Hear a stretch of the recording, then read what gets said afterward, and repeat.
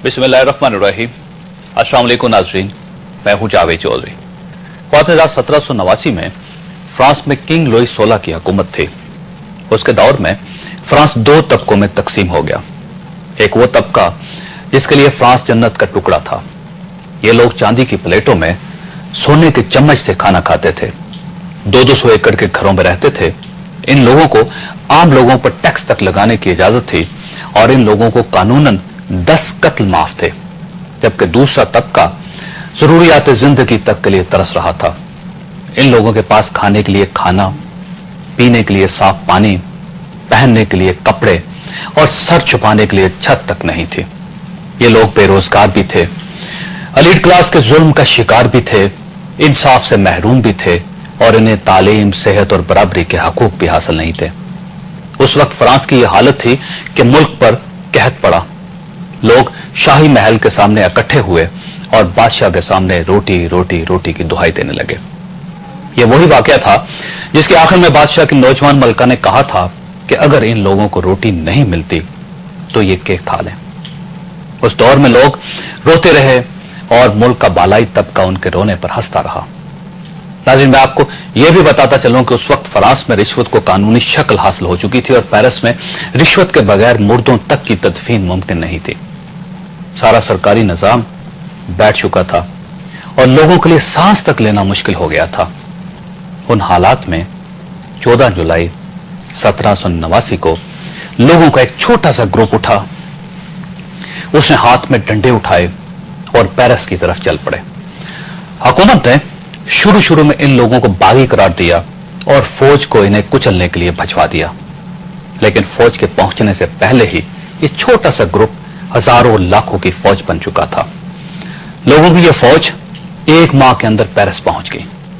उसने शांज़ेलीज़े पर गिलोटीन लगाई और पेरिस के हर उस शख्स का गला काट दिया जो रोज शेव करता था, जो दिन में 3 बार खाना खाता था, जिसके घर में रात के वक्त रोशनी होती थी और जिसके पास कपड़ों का एक से ज्यादा जोड़ा होता था। तारीख खून के इस खेल को इनकलाब फ्रांस या फ्रेंच रेवोल्यूशन कहती है। इस इनकलाब में नाज़रीन फ्रांस के महरूम तबकों ने बालाई तबकों के तमाम लोगों, तमाम वजीरों, मशीरों, सफीरों, तमाम ताजरों, सनतकारों और बिजनेसमैनों, तमाम जमींदारों, सरमायाकारों और खुशहाल लोगों को कत्ल कर दिया। हजूम ने बादशाह के महल शतूदी वर्साई पर हमला किया, बादशाह को बाहर निकाला, उसे सड़कों पर घसीटा और हजारों लोगों के सामने सूली पर चढ़ा दिया। जबकि उसकी जवां मलका को 6 बाई 6 फीट के एक छोटे से मोर्चे में बंद कर दिया गया। मलका के लिए सजा इस कदर अजियतनाक थी कि सिर्फ 1.5 माह में उसके सारे बाल सफेद हो गए। यह इंकलाब नाज़रीन 1792 तक कायम रहा और इसके बाद फ्रांस से बादशाहत हमेशा हमेशा के लिए खत्म हो गई। लोग अक्सर एक दूसरे से पूछते हैं कि फाटा के शिद्दत पसंद कौन है, कबाली इलाकों में हुकूमत के रिट को कौन चैलेंज कर रहा है, सावात में किसका कब्जा है और आजकल बुनेर और शांगला पर कौन काबिज है। हम लोग, हमारा मीडिया, हमारी हुकूमत और बैनुल अक़वामी ताकतें इन्हें तालिबान कहती हैं। लेकिन मैं इस थीसिस से थोड़ा सा इख्तलाफ करता हूं, क्योंकि मेरा ख्याल है इन लोगों का मजहब के साथ कोई ताल्लुक नहीं।